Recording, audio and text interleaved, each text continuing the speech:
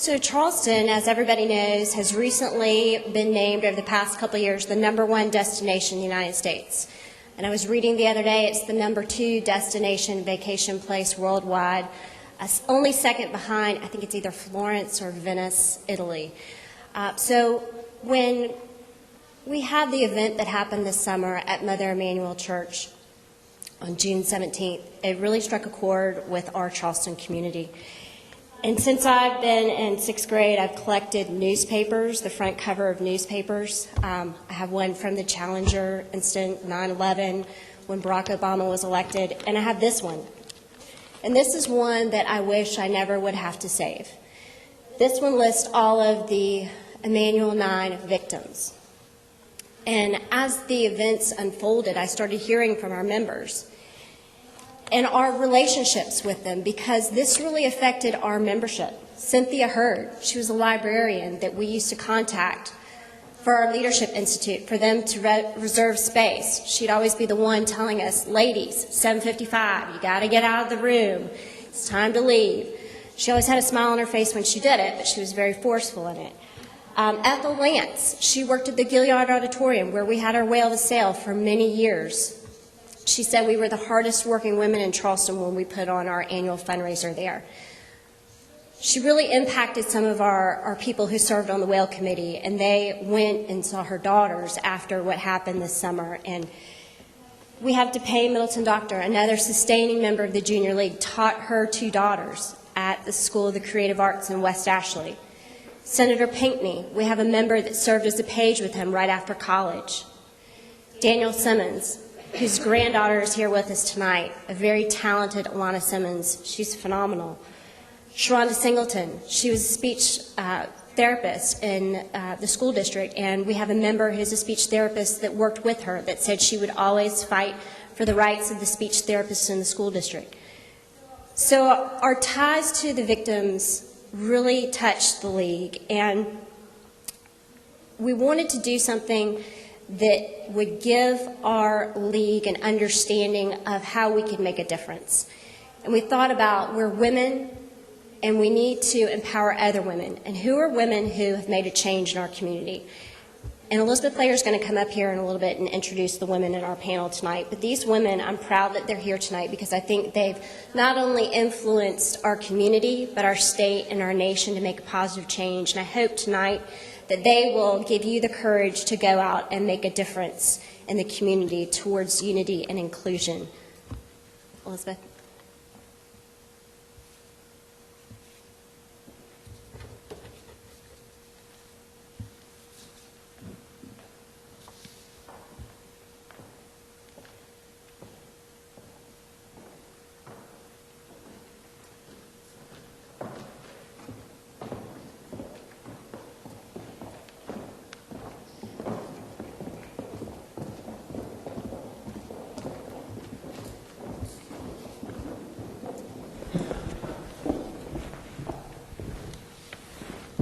Good evening, everyone. I'm Elizabeth Player. I'm the Director of Training for the Junior League of Charleston, and we are thrilled that you are here tonight, and we are absolutely thrilled and honored to have our guest panel with us tonight.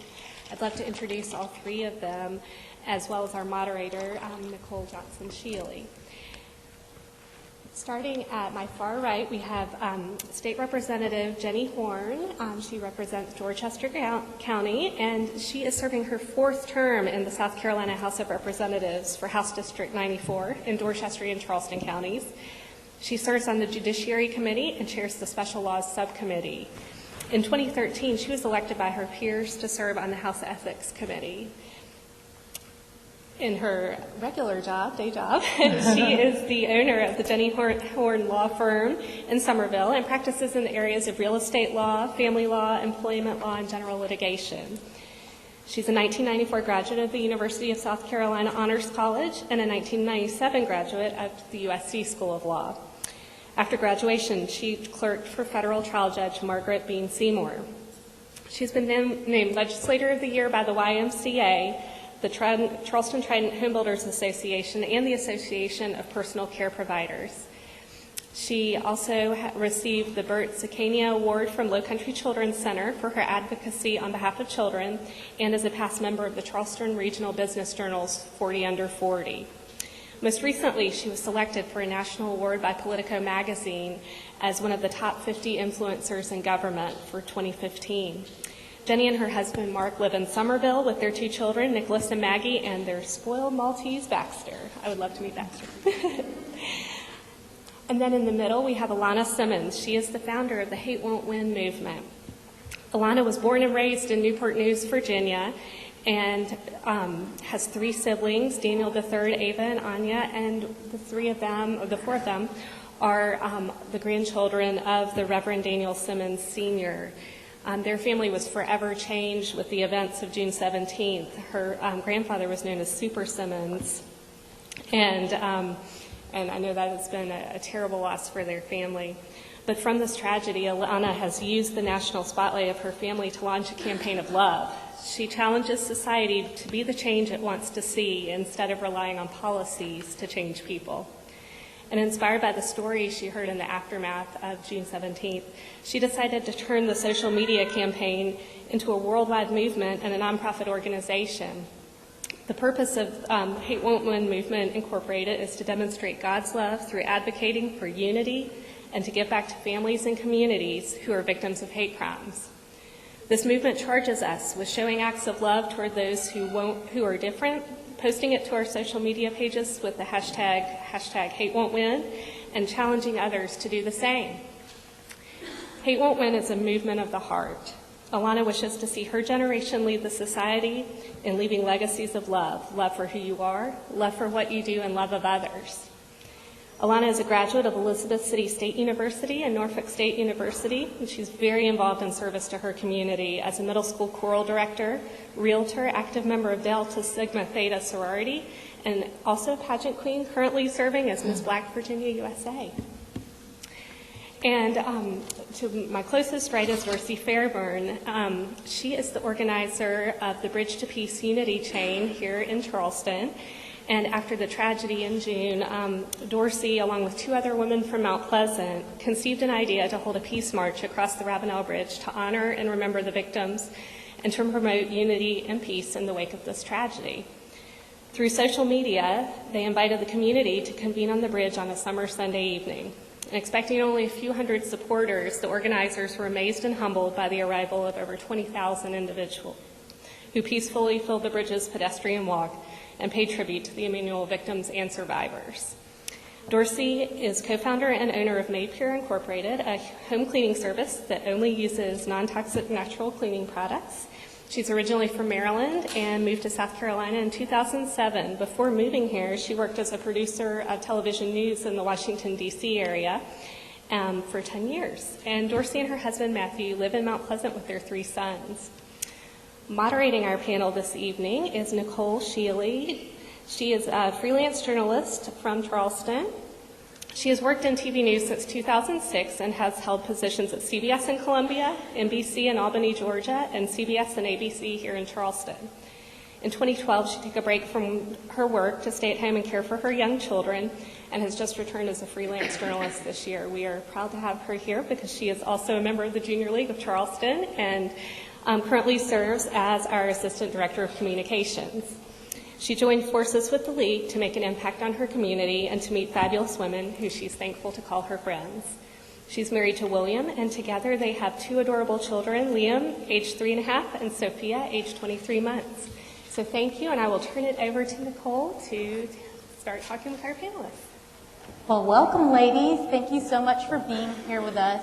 We're just thrilled to have this opportunity with women who are making a difference here in this community. Let's start with Dorsey.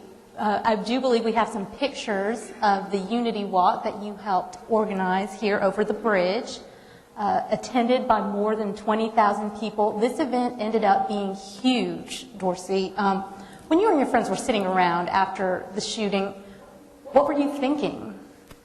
Right, so actually, I was with my husband, and he woke me up on Thursday, and it just, let me know about the tragedy. And I just kind of, that news person in me, that's kind of my background, kind of sat down in the chair, and I don't think I got up for about 3.5 hours.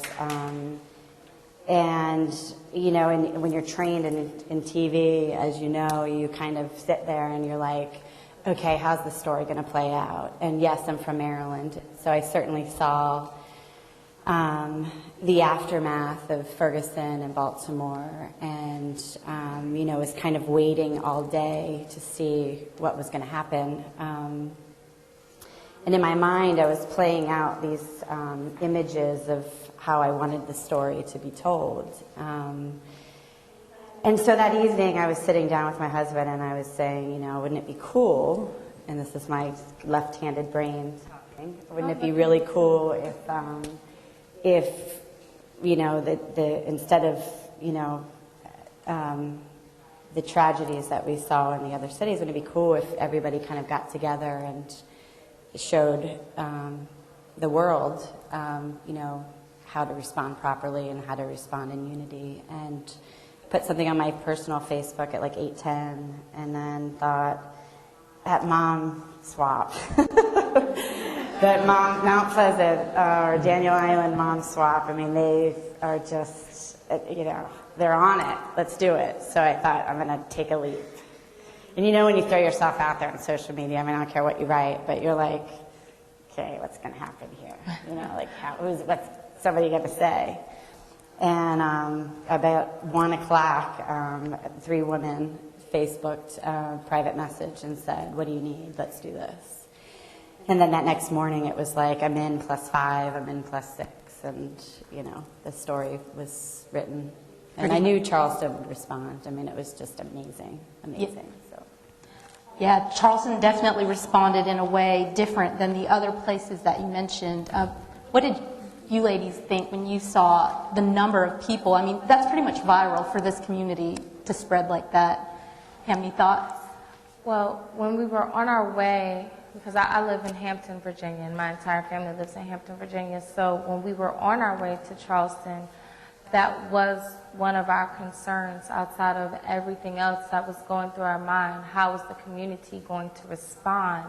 And, were we going to see what happened in Baltimore? Were we going to see what happened in Ferguson? Was that going to happen here in Charleston?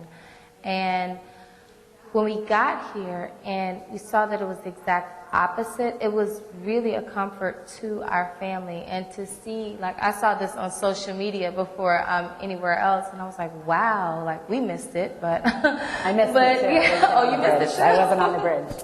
That was how big it was. I mean, it was it's very comforting when you lose someone in such a horrific manner to know that everybody's not like that, and that there are people who are standing with you and people who are willing to show some kind of solidarity.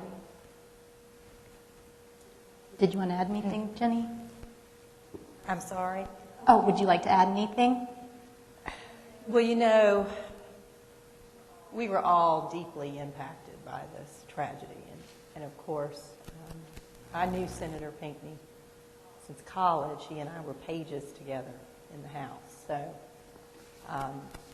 and attending the funeral of Senator Pinckney was a very moving experience. I know some people were trying to get into the funeral. There were thousands of people lined up for 2 miles down the streets of Charleston to get into the funeral, and of course there were only 6,000 seats. So people had to stand outside, and it was very hot.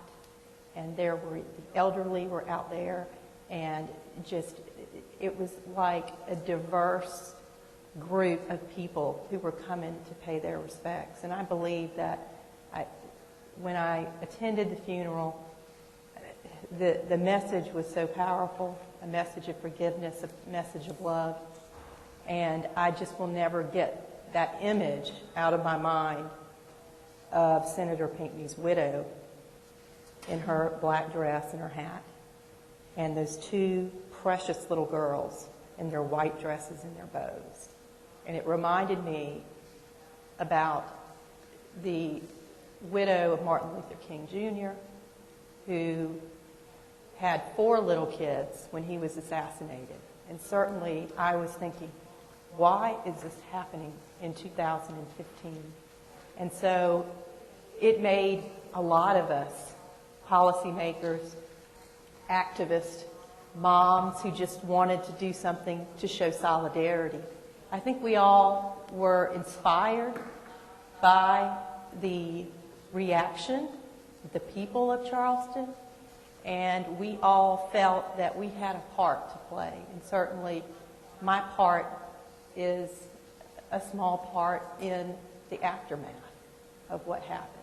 So I like what you just said there, Jenny. We all have a part to play. You know, any of us in here could make a difference, as these women have, as you ladies are doing as part of this junior league. I wanted to ask any of you, whoever wants to answer, after seeing, well, we do have some pictures of people showing their respect at the church, and I believe a picture of the 9 victims. After seeing all this, how have you changed personally?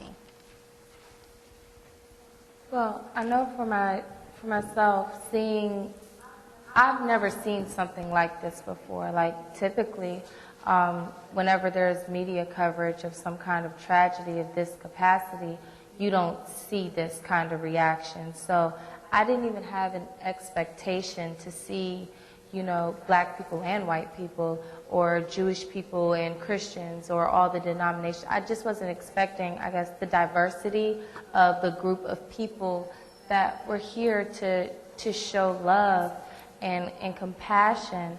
And so when we did see that, it really inspired me. Like, I felt like there is some hope for this society after all. Like, even with what had just happened, you know, all hope is not lost, because there are still some people out there who care enough to want to make a difference. And so that's really just inspired me to want to do more than just show forgiveness, or to do more than just show love, but to actually get involved in making sure that this doesn't happen again. Just like you said, we had the same exact image at Senator Pinckney's funeral years ago at Dr. King's funeral, and we shouldn't still be there. And oftentimes people turn to policymakers and ask, you know, well, what can we do about gun control, or what can we do about mental health issues, and so on and so forth, but we never really sit back and reflect on what we could do, because these people who go out and murder people because of the color of their skin, or because of whomever it is that they worship, or for whatever reason, they're a product of our society that we're all a part of. And so I really wanted to encourage people, and myself included, to take a step back and look, well, what have I done, or what have I not done to allow this to happen? And how can we get more people involved to do something more than what it is that we've been doing? Because whatever it is that we've been doing hasn't been working. Certainly, you're inspired me by your movement. I think that's what it's all about, is just taking it one step further and saying, what can you do? I follow you on Facebook, and I just see all of the images, and, you know, even just the one person and then the other person, and all these random acts of kindness. I just think, I think it's just incredible, and yeah. And we all have the ability to do it. There was this exchange I felt, and I don't know if anybody in the audience has felt it too, but after the shootings, and then after the bridge, the unity chain, there was this sense of, like, everybody was talking, everyone was saying, hey, how are you? Good to see you today. You know, it's like, I've been here since 2007, so I'm not, I haven't been here long at all. But when we moved here because we wanted to grow up, we wanted our kids to be raised in a very respectful and very loving and church-going and, that kind of environment. And when we got here, we were like, wow, everyone's really nice. Like, they actually talk to you in the grocery store, and coming from D.C., where people are like, zzz, and, and now I find myself being like, hey, slow down, with people who are moving here. I'm like, don't move here. go home. And I'm sure people said the same thing about me when I moved. They were just like, no, please, not another North. So, but I felt this sense, and I don't know if you guys, like I said, felt it too, but it was like 7 years ago when everybody was talking and exchanging, and there was this really sense of just unity, and not just on the bridge, but it felt like it carried out into everybody's just day to day. And I think that was what inspired me to see everybody kind of one-upping each other and being like, no, I mean, I'm going to do this or I'm going to do that. And I feel like people should continue to do that and follow you and do nice things. And I think it's just cool. It's really simple. Like, what I think I was doing an interview, I can't remember which person, but I know it was on CNN. And I actually started the movement or the social media campaign, because it started as just a random acts of kindness social media campaign with the diversity spin on it. But I was watching the reporters and the cameras, and I was doing an interview, but I was still like not being mic'd up just yet. And we were in front of Emmanuel and me, and there were people of all different generations and races and denominations and all that stuff worshiping together, mourning together at 10 o'clock at night, which I thought was newsworthy. But then there were also, there was a group of people, I'm not even sure exactly who they were, but they were really being irate, to say the least. Like, they were, fussing and cussing and, causing a ruckus with the police. And the news cameras were right in the middle, and there was that group over here, and there was that group over there, and I watched them make a conscious decision of what to report.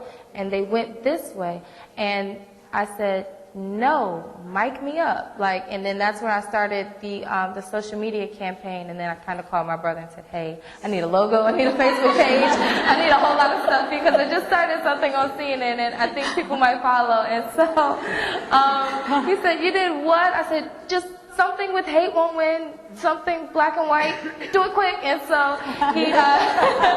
he started it, and we got like 3,000 followers, and I'm like, wow. And so we started seeing this outpour of people really just doing something simple. There was one story, there was a little girl who drew a picture, and I really believe that picture went viral, of Emmanuel and me, and there were 9 angels floating up, and yeah, she drew that picture as a part of the challenge, and what she said actually changed it from a social media challenge to a nonprofit organization or a movement.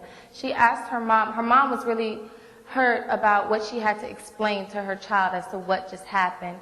And she said, she told her daughter, there are just some good people and then there's some bad people. And, she tried to keep it simple. And then she said, her daughter said, well, why can't the good people just teach the bad people to be good? And I was like, hey, she's got something there. So it should, the social media campaign was initiated to, because we have our own power of media and social media, we can control what's going out on our social media pages. So I wanted, since I didn't really trust the media to get out as many positive things as should be out, I wanted to really get, more into what we could do ourselves with the media, with the power of media. And so from there, it turned into a movement. But there were so many people who were involved. Like, we have almost 20,000 followers now on our Facebook page, just from people showing them random acts of kindness. And it's really been inspiring, and it's really been comforting to our family to really see, people getting out there and doing more than just, I'm sorry for your loss, but actually getting out there and wanting to do something that helps it not happen again. And now, you mentioned the media is a very powerful tool, and Jenny, before we get into how this has changed you personally, I don't know, many of us have seen this already. It went viral during the Confederate flag debate on the State House floor. I believe we have this video here. If we could just take a moment to watch it again, I know. For your indulgence tonight, and I know the hour is late, so I will be brief. As a member of the Charleston delegation, I would like to express to you how important it is that we not amend this bill. And the reason we need not amend this bill at this time is because if we amend the bill in any form or fashion, it is going to a conference committee. It is not going to end quickly. We are going to be doing this all summer long.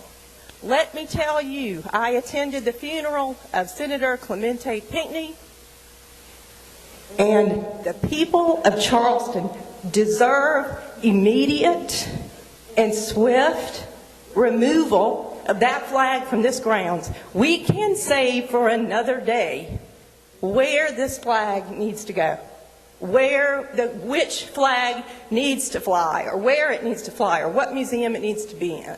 But the immediate issue, as far as I'm concerned, as a member of the Charleston delegation, and speaking on behalf of the people in Charleston, this flag offends my friend Mia McLeod,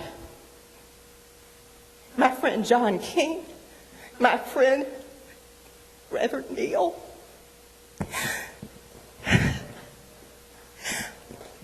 I cannot believe that we do not have the heart in this body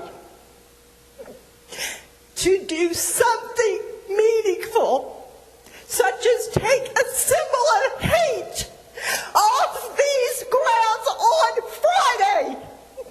And if any of you vote to amend, you are ensuring that this flag will fly beyond Friday.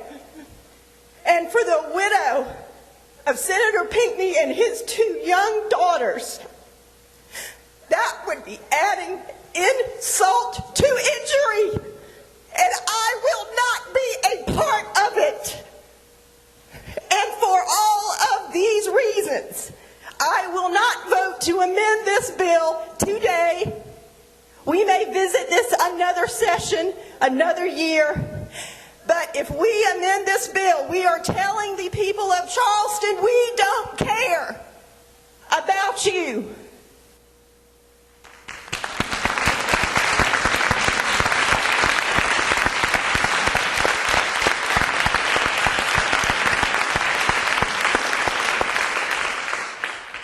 And that was incredibly powerful, emotional.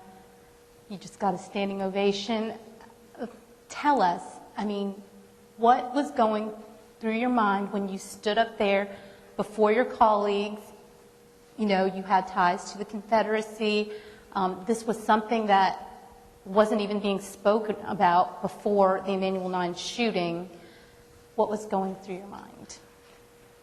Well, first of all, what was going through my mind is that we'd been there a long time.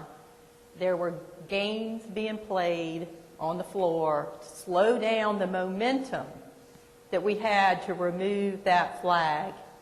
If you notice, the Senate quite swiftly removed the flag with just 3 votes against it.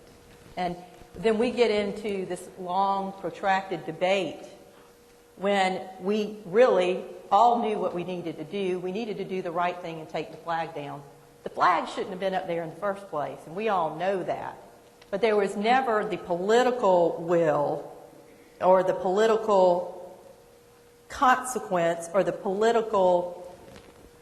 This was a direct result of the tragedy in Charleston, but for that murder. That flag would still be flying here today and offended a large part of our population of South Carolina. And I know you noticed that I said it offends my friend Mia McLeod. Mia McLeod is a black Democrat, a female lawyer, and she and I are very, very close friends. And we had had a lot of heart-to-heart discussions about how painful that flag was to her. Okay? It wasn't painful to me, per se. It was painful to her. And because it offended her, it offended me. And I think that's part of what we need to understand, particularly for those of us who are mothers. Okay? There are a whole lot of similarities between women. In fact, I would venture to say that women are the future of this country, because we have traditionally not been involved in public life, in public office. And I'm going to encourage, particularly women of your generation. You are just a little bit younger than I am, not much. But the solution lies with your generation and my generation. We can do some things like take a flag off of the State House dome. That flag has been there my entire life. It was put up in 1961. I've lived here all my life. We all knew it didn't belong there. But the population of the legislature didn't reflect the population of the people. And that's what you have to remember. There are fewer than 10% of women in the General Assembly of South Carolina. And I would like to encourage those of you who are thinking about running for public office, we need to do this. Women are the solution to all the problems that we have in this country that the leadership or the status quo is not willing to address. We've got to address these issues, and as women leaders, we have a duty to step up, speak out, and say what needs to be said and do what needs to be done. And we tend to do that as women. We tend to do it often. So for that, I just kind of put my mama voice on and said, enough is enough. It's time to take this thing down. We're playing around here. We've been there almost 12 hours at that point. We went into 1:15 in the morning before we got the flag down. It was an endurance test. And I, for one, was tired of all the rhetoric and the nonsense. The fact of the matter was that that flag did not belong there in the first place. And it needed to come down, especially in light of the blatant racism that was displayed as part of that hate crime. Because it was clearly racially motivated, and that is unacceptable in a civilized society in 2015 in South Carolina. Well, thank you.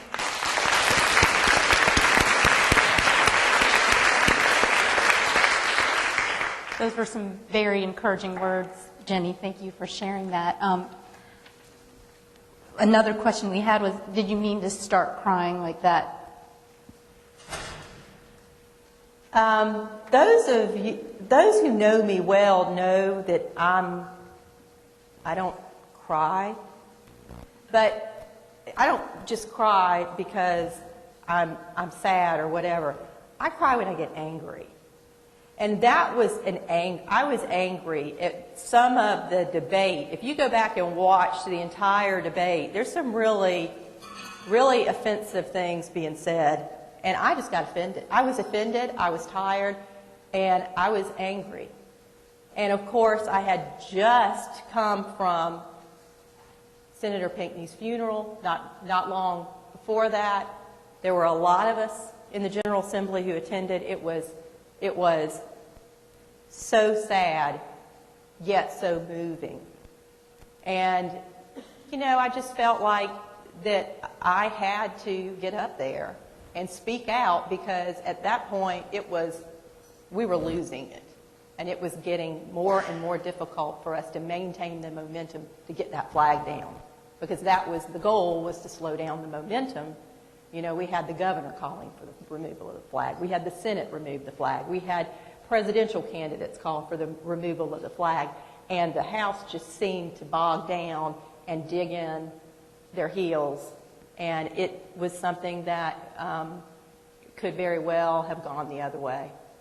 And I think that those of us who have emotion and care about the state as much as we do, and care about the people in the state as much as we do, I can't help but get emotional when I think about Senator Pinckney's funeral. Just can't. I mean, it is it is so hard to process that someone could have that much hate in their heart. So I love this young woman's platform and her movement, because love and understanding and tolerance of one another, of each other's children, that's how we're going to move this country forward. For those of us who have children, who want our children to live in a society where they're not targeted because of their appearance, their religion, or their language that they speak. And so I think we've got to have a real frank conversation about diversity and how important it is for women to stand up for the rights of all people, regardless of our differences, whatever those differences may be. And see, I like what you said about being offended. And I think that we need more people like you in higher places. Like, we need more women, because you had a moral obligation to do that. It was outside of whatever, jobs that you've ever had. That was your moral obligation to stand up for your friend, no matter who your friend was, or no matter what they looked like, what they talked like, who they worshiped, or what they even smelled like.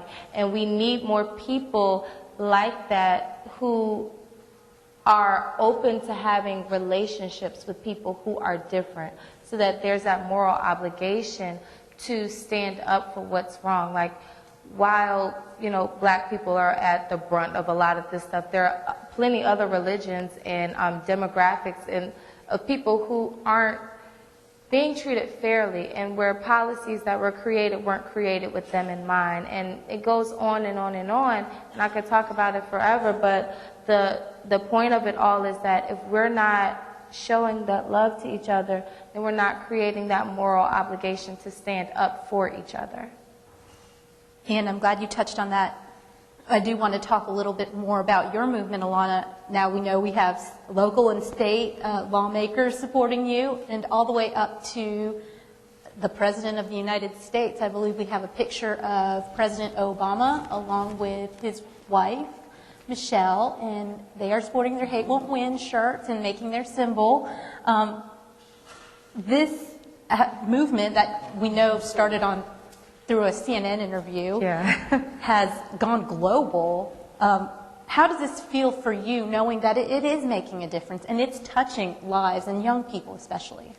Well, at Senator Pinckney's funeral, after President Obama delivered his eulogy, I was inspired. Like, I was just inspired the whole time I was in Charleston, but I was so much more inspired by his eulogy. And afterwards, he wanted to meet with all of our families, and he wanted to really sit down and talk with us and ask us what he could do. And so he asked there, well, is there anything that I can do for your family? And I'm like, well, we made these shirts for our family, and we made them for the families of the other victims and the survivors, and we also made them for the police department of Charleston and for the lawmakers in Charleston, because they really, really took care of us while we were down there.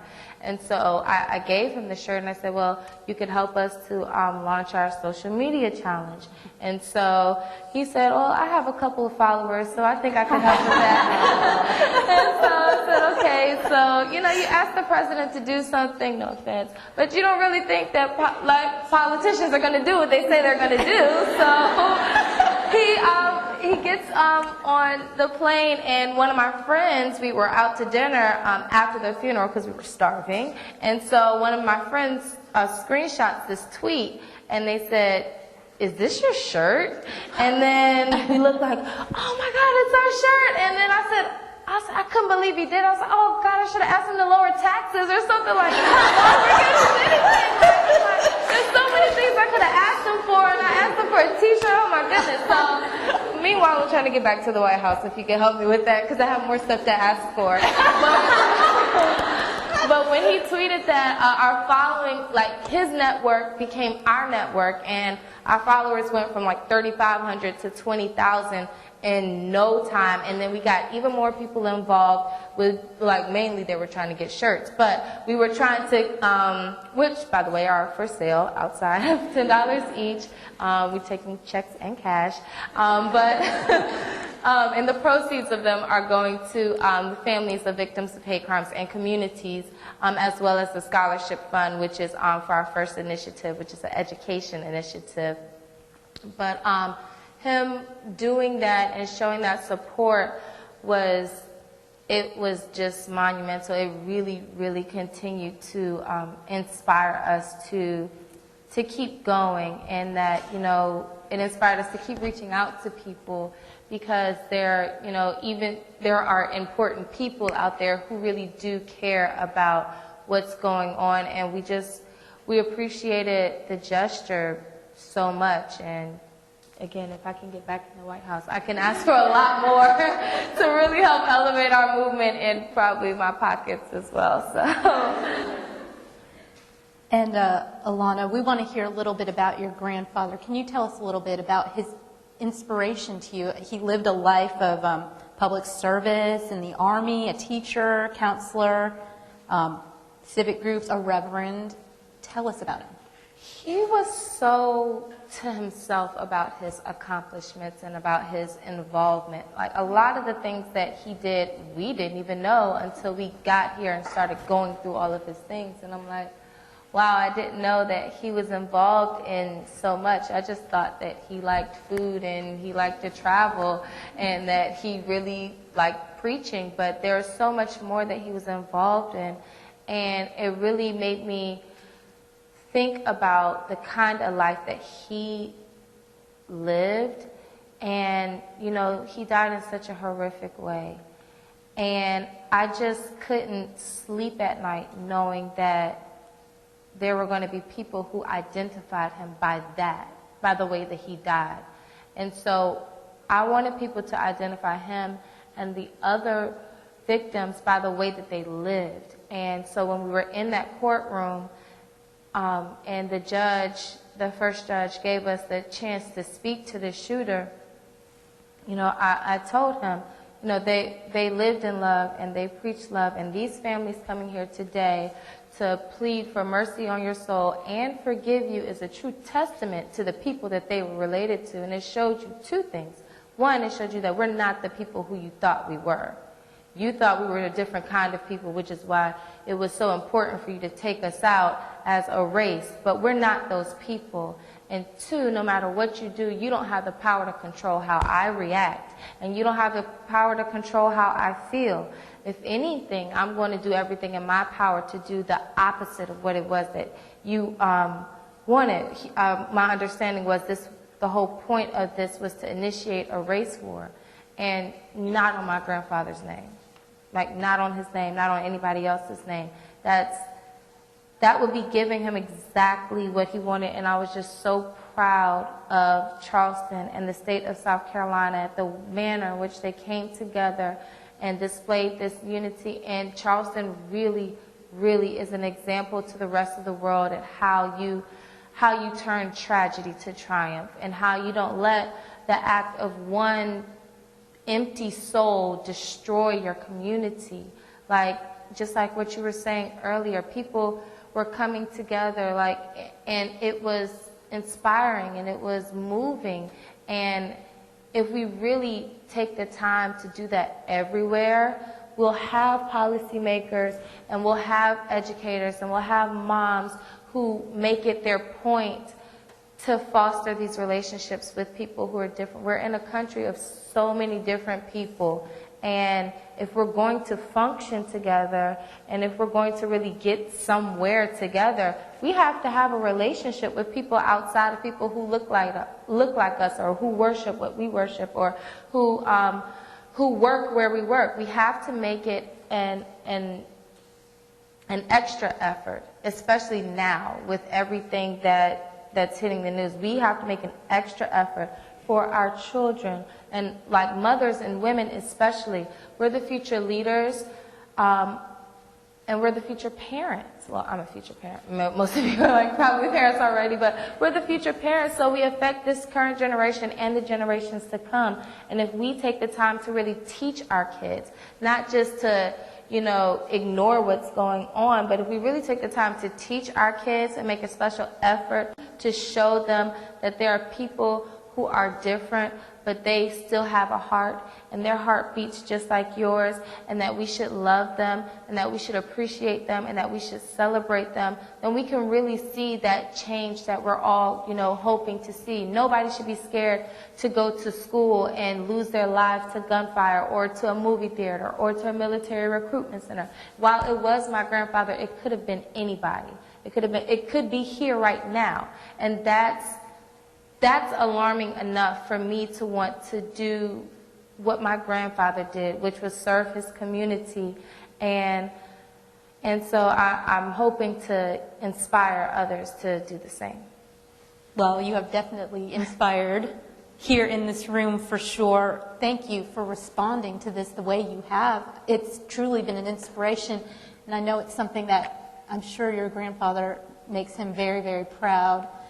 And for all of these people up here who were killed during this shooting, it's truly, truly something that people can learn from. So in honoring these people, I want to ask you, Dorsey, any plans to make the Unity Walk an annual event, or have there been I think talk? Chief Richie would kill me. Yeah, I think it would be awesome to get together every year. But more than that, I think just to shed on what you're saying, I think just to get together every day and do something extra, something extraordinary. Alana's talking about diversity and all these things. It's like stepping out of your comfort zone, right? It's like you live in this this area where where you're going to go to school, and you're going to go here, and at 3 o'clock you got to get in the carpool line. And I think it's just stepping out of your comfort zone and saying, what else can I experience? And teaching your children that same stuff, And so I think that's what everybody can do on a daily basis. But I think certainly getting together and sharing experiences and sharing stories, and what did you do in good faith, and what did you do for someone else, I think would be so cool. And another thing that struck me is that each of us, after the tragedy, wrote our own story, you and the flag, and you and your movement, and me with the chain. We all decided to write how we wanted the end to be. And I think that is so cool as a woman, and I'm sitting up here and I'm thinking about all these things, and the leadership of women, and you have to be emotional when you lead.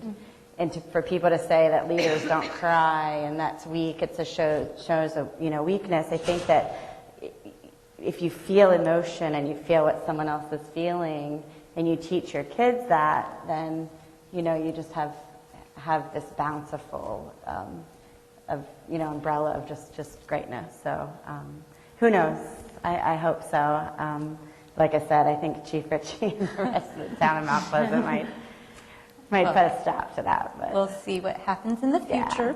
Now, before we're going to take a couple questions from people out in the crowd, but Alana, we're talking about what people can do at this point. The hashtag. Share us the hashtag and what people should do if they want to hashtag to Hate Won't Win. Well, what I asked people to do was to go out and to show an act of love to someone who is different. It could be someone of a different generation, someone of a different race. We've even had some people that went out and showed, or police officers who went out and showed love to civilians and vice versa. But we're asking them to go out and show an act of love, post it to your social media accounts with the hashtag Hate Won't Win so that we can find it and repost it to our network, and then to challenge other people to do the same. And with that, we're hoping, I'm a teacher, and I teach in middle school, and all of the kids are like this all day. They're on that social media, and I'm really concerned about what it is that they're seeing. Another part of the reason why I started it was because I was on my Facebook feed, and all I was seeing was images of this shooter, and I couldn't take it. I had to put my phone down and put it away, and I'm like, I don't want to see this anymore. And so I want, if no one else, the people that I follow need to be out displaying some love to somebody, because that's what I need to see. And, you know, people don't really watch what they watch anymore. You know, you feed your mind. When you're feeding your mind those images, you're feeding your spirit those images. And it can manifest itself in a lot of different ways. And so I wanted the people who are on social media, which is like the majority of us, I wanted to feed their spirit something positive. And so that's why we started it. And that's what we're asking people to do for the social media challenge. And then for the actual nonprofit organization and the movement, we're asking people of large networks in particular, corporations, organizations, and even if you're a mom with a large family, like we want you to get involved. Our first initiative is an education initiative where we want to go into universities, and then we also want to go into K-12 schools, and we want to really teach our kids. Like this shooter, he was a kid. Like he's, okay, well, I'm not that far in age from him. I'm 26, but he's 21. That's, in my mind, that's a kid. And where did you learn this? That stuck with me. Like, where did you learn? Who taught you this? And from what I understand, social media, the Trayvon Martin case, or the internet. And so I wanted to flood the internet with anything other than drama, because I know drama sells, but it's also destroying our society. And so I wanted to flood the internet with these images, and I wanted to flood the schools with the idea that we can celebrate our differences and we can love each other, and therefore creating that moral obligation to our future leaders to advocate for something greater than yourself. Well, all right, ladies, you all heard that. You started something awesome. Congratulations to you for that. If Frank, you want to come up here. Okay, now, anyone in the crowd, you're welcome to come up stage right and ask questions to our panelists here.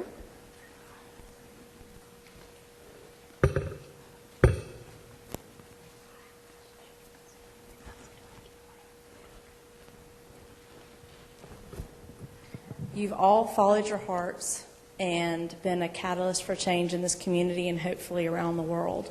So in your lives, I know that there have been women that have influenced you and kind of helped give you that steadfastness to do what you've done and what you're going to continue to do for this country and our nation. Who would those women be? I'll start. My mother. And my mother was a teen mother, and she dropped out of high school to have me, and then she went back to school and really struggled, but never gave up. And that's one of the reasons why I'm such an advocate for medically accurate information in schools, because it is a problem that affects women disproportionately, and we need to be real about it. But my mother is a very educated woman. She works in the healthcare field, and she's very well respected in her field, but she had to struggle mightily to get her education, and that is something that I have always admired about her. So I guess if I get my determination from anyone, it would have to be her, because compared to her life, my life was a cakewalk, because I got the opportunity to go to college, go to law school, and then start a family and do things that serve my state like I've been able to do it. It really is a privilege for me to be able to do that. I would have to say two women. My aunt Rose Simmons, who is Reverend Simmons' daughter, and my mother, Arcelia Simmons. They're polar opposites. They're best friends, but they're complete opposites. My aunt is a follow your dreams type woman, and she everybody who she talks to is like wants to follow her. Like she got that from my grandfather. Like they follow what she says because she's so passionate about what she says and what she does. And she helped me to really get myself out there. Like I've always had ideas and stuff like that, but never would I've been able to get out in front of people or get onto national news outlets or start a national campaign without having that kind of support or feeling like I had that kind of support and encouragement from people, from the people that raised me. And so she's really big on going for what you believe in. And my mother has a servant spirit, just like my grandfather. She's a teacher as well, and I'm a teacher too. I never plan on working as hard as she does because she gives so much to her students, and she makes such an impact on their lives by coming to work every day and doing what she knows is right, whether she has people who agree with her or not. And so she inspires me to have the courage to say what needs to be said as opposed to what's popular. A lot of people, especially my age, they get caught up in popularity and where their popularity becomes more important than their purpose. And, you know, if you're really going to find your purpose, then you're going to have to say what needs to be said, which is like what you did. You didn't say the popular thing. You said what needed to be said. And my mother really inspires me to do that kind of stuff. And she's very, very wise, and all of her wisdom comes from the Bible. And everything that I ask her about, well, you know, the Bible says this, and that was another thing that my grandfather did as well. Like, that's where they get their wisdom, that's where they get their strength. And so those two women are the two women who inspired me.